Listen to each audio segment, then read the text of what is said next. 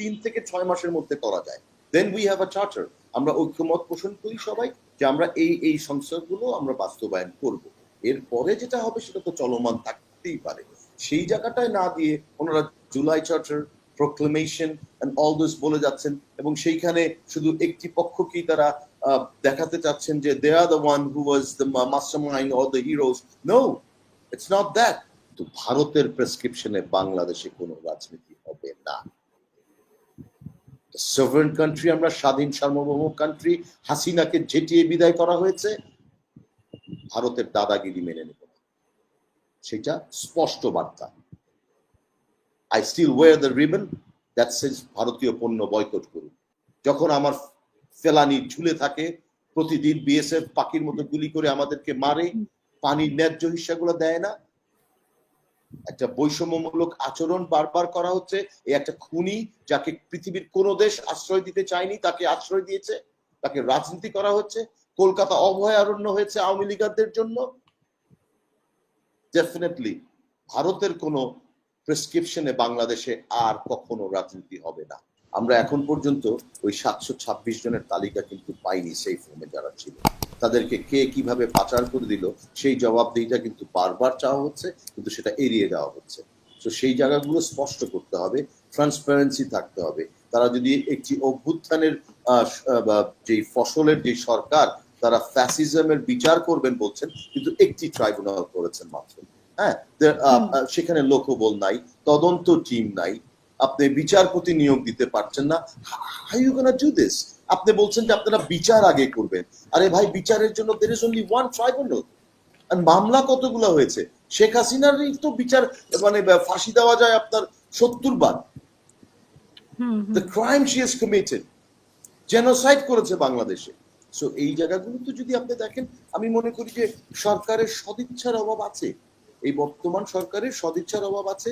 পর্যাপ্ত prosecution team নাই। তারা বলছেন যে আগে বিচার করবেন এবং বিচারের পরে তারা প্রয়োজনীয় সংস্কারগুলো করবেন, মৌলিক সংস্কার। আমরা বলেছি মৌলিক সংস্কারগুলো করেন। উই ক্যান হ্যাভ আমাদের ঐক্যমতের ভিত্তিতে we can have a charter, একটা সনদ হতে পারে যে যারাই নির্বাচিত হয়ে আসুক না কেন রাজনৈতিক দলগুলো সেই সংস্কার করবে। আর এইখানে যদি এই কথাটা বলা হয় পার্টিকুলার সংস্কার করা হবে, আই ডিফার। সংস্কার একটি চলমান প্রক্রিয়া। এটা কিন্তু সময়ের বিবর্তনে আপনার চাহিদা অনুযায়ী বিভিন্ন ধরনের পরিবর্তন আপনাকে করতে হতে পারে। সো আমার দরকারটা কি? আমার দরকার এই দেশে একটা গণতান্ত্রিক প্রক্রিয়া শুরু করে দেওয়া, গণতন্ত্রটাকে একটা প্রাতিষ্ঠানিক রূপের দিকে নিয়ে যাওয়া। দিতে পারবেন না এত তাড়াতাড়ি, আই নো দ্যাট। পরবর্তী সরকারেরও কষ্ট হবে, বিকজ আমরা ইকুইপ না, আমরা মানসিকভাবে ওই জায়গাটাতে নাই। সো সেই জায়গাটাতে মৌলিক সংস্কারগুলো প্রয়োজন। একটি গ্রহণযোগ্য নির্বাচনের জন্য প্রশাসনিক কিছু সংস্কারের দরকার আছে, সেই জায়গাগুলো আপনারা করে ফেলেন এবং সেটা 3 থেকে 6 মাসের মধ্যে করা যায়। Then we have a charter. আমরা ঐক্যমত পোষণ করি সবাই যে আমরা এই সংস্কারগুলো আমরা বাস্তবায়ন করব। এরপরে যেটা হবে সেটা তো চলমান থাকতেই পারে। সেই জায়গাটায় না দিয়ে ওনারা July charter, proclamation and all this বলে যাচ্ছেন এবং সেইখানে শুধু একটি পক্ষকেই তারা দেখাতে চাচ্ছেন যে they are the one who was the mastermind or the heroes. No, it's not that. 16 বছরের সাফার করেছি আমরা। হ্যাঁ, তো সেই জায়গা আমি 1 মিনিটে শেষ করে দিচ্ছি। এবং আমাদের উপরে যে অত্যাচারটা হয়েছে, যারা শহীদ হচ্ছে তাদের প্রতি শ্রদ্ধা এবং যারা এখনো আহত আছেন তাদের প্রতি সহানুভূতি। But we are also being tortured, brutally tortured by Awami League. হ্যাঁ, আমরা সেগুলো ভুলে যাব না। সেই জায়গাটাতে আমাদেরকেও সে আমাদের প্রাপ্য যে সম্মানটা আছে বা মর্যাদাটা আছে সেটা দিতে হবে। সো এই জিনিসগুলো নিয়ে আমার সরকারের সাথে দ্বিমত আছে। আমি মনে করি তাদেরকে ওপেনলি বলে দেওয়া উচিত কবে নাগাদ তারা একটা নির্বাচন আসলে আদৌ করতে চান কিনা। আর শেষ করে বলে দিচ্ছি, জামাতের জায়গাটাতে আমি একটু কনফিউজ। জামাত কিন্তু শর্ত দিয়েছে, আপনি যদি দেখেন সেটা বলেছে সংস্কার, 3টি শর্ত দিয়েছে। জি, সংস্কার, ফ্যাসিস্টদের বিচার এবং সঠিক নির্বাচন পদ্ধতি। সংস্কার কতটুকু? ওনারা 41টি দফা দিয়েছেন সংস্কারের জন্য। ফ্যাসিস্টদের বিচার এই একটা ট্রাইব্যুনাল দিয়ে হবে না তো, কতদিন লাগবে? সঠিক নির্বাচন পদ্ধতি বাংলাদেশের তত্ত্বাবধায়ক ছাড়া আর কোনো পদ্ধতি নাই।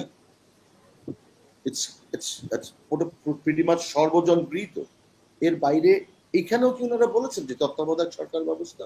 উনি একটা সঠিক নির্বাচন পদ্ধতির কথা ওনারা বলেছেন। কিন্তু উনি আবার এই কথাও বলেছেন যে রোজার আগে নির্বাচন করার জন্য। হ্যাঁ, এটা বলেছেন, আমি এই জন্য তাদেরকে ধন্যবাদ জানাই। অ্যাটলিস্ট এই জায়গাটাতে তারা বলেছেন যে তাহলে দেশে আনস্টেবল বা অন্য অনেক ধরনের প্রবলেম করতে পারে। That's the only point. তারা আমাদের সাথে কিছুটা হলেও একটা দূরত্বের কমে এসেছে হয়তো বা রোজার আগে। এখন রোজাটা মার্চ মাসে হবে। সো আমরা ডিসেম্বরের নির্বাচন দাবি করছি। আমি আরো আগে দাবি করছি। আমি অক্টোবর নভেম্বরের বা সেপ্টেম্বরের মধ্যে নির্বাচন সম্ভব যদি ইচ্ছা থাকে, বাট সেটা হয়তো বা হবে না। আমরা বড় দল বিএনপি যেতে যাচ্ছে, আমরা তাদের সাথে জোটে আছি, সেই দাবির সাথে একমত পোষণ করছি ডিসেম্বরের মধ্যে। বাট জামাতের আমির বলেছেন রোজারা। সো সেই জায়গাতেও কতটুকু সম্ভব সেই ব্যাপারে আমি সন্দিহান। প্রথমত 106 ধারাটা আমি যেটা বলছি, বাংলাদেশের সংবিধানের 106 অনুচ্ছেদ, যদি কোনো সময় রাষ্ট্রপতির নিকট প্রতীয়মান হয় যে আইনের এইরূপ কোনো প্রশ্ন উত্থাপিত হয়েছে বা উত্থাপনের সম্ভাবনা দেখা দিয়েছে যাহা এমন ধরনের ও এমন জনগুরুত্বপূর্ণ যে সেই সম্পর্কে সুপ্রিম কোর্টের মতামত গ্রহণ করা প্রয়োজন, তাহলে তিনি প্রশ্নটি আপিল বিভাগের বিবেচনার জন্য প্রেরণ করিতে পারবেন এবং উক্ত বিভাগ স্বীয় বিবেচনায় উপযুক্ত শুনানির পর প্রশ্নটি সম্পর্কে রাষ্ট্রপতিকে স্বীয় মতামত জ্ঞাপন করতে পারবেন। সো ডিউলি সো, গণ অভ্যুত্থান, পালিয়ে শ্বশুর বাড়িতে চলে যাওয়ার পরে যেটা হয়েছে, the question arises, now what will happen, who will run the country? সেটাকে উনি আপিল বিভাগে পাঠিয়েছেন। 106 অনুচ্ছেদ সংবিধানে আছে। হ্যাঁ, সেখান থেকে আপিল বিভাগ মতামত দিয়েছে এই মুহূর্তে তখন একটা অন্তর্বর্তী সরকার গঠন করা যায়। সো এখানে ডিবেটের কোনো প্রশ্নই নেই, এই সরকারটি অবৈধ। দ্বিতীয়ত, পাটোয়ারি সাহেব যেটা বললেন যে এখানে তত্ত্বাবধায়ক সরকার ব্যবস্থা ফিরে এসছে, অ্যাবসলিউটলি রং। পঞ্চদশ সংশোধনীর এই বিধানটি বাতিলের বিরুদ্ধে দুটি রিট ছিল। ত্রয়োদশ সংশোধনীর পরে আওয়ামী লীগ যেভাবে বাতিল করেছে সেখানে দুটো রিট ছিল। সেখানে হাইকোর্ট রায় দিয়েছে তত্ত্বাবধায়ক ব্যবস্থা ফিরিয়ে আনা যায়। এটা আপিলকারী, এটা রিভিউ করা হয়েছে, কিন্তু ইটস স্টিল পেন্ডিং, এটাকে রিভিউ করা হয়েছে। আপিল বিভাগ যদি রিভিউটা আমাদের পক্ষে যায়, রিটকারীর পক্ষে, আবেদনকারীর পক্ষে, তখন সংবিধানের তত্ত্বাবধায়ক ব্যবস্থাটা ফিরবে। This government can be called as a তত্ত্বাবধায়ক সরকার।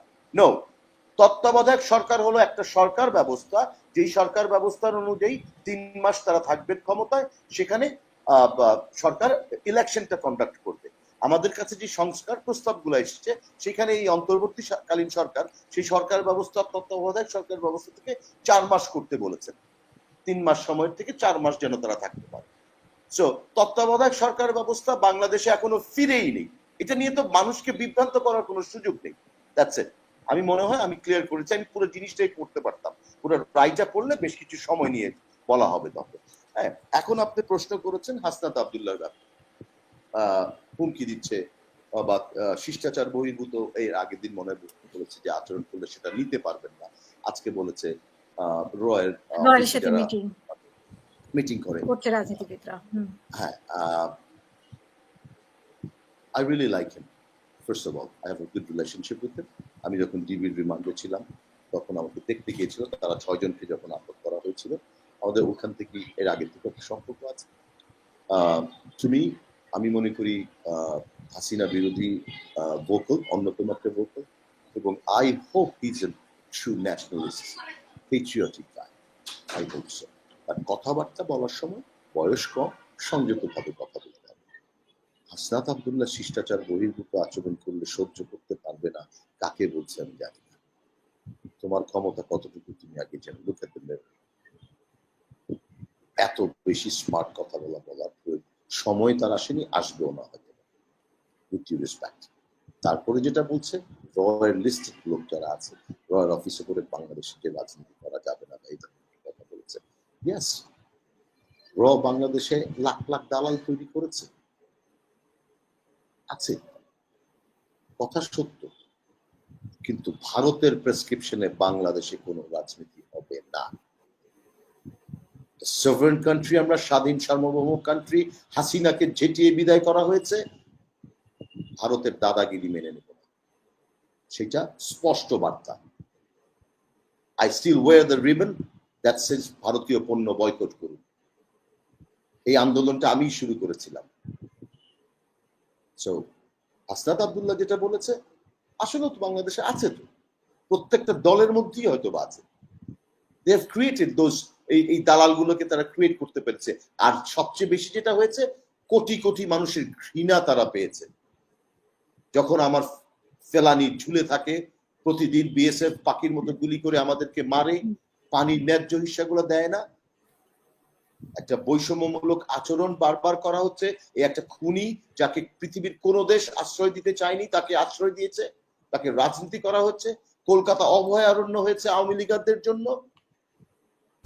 ডেফিনেটলি ভারতের কোনো প্রেসক্রিপশনে বাংলাদেশে আর কখনো রাজনীতি হবে না। আমি এটা বলেই শেষ করছি।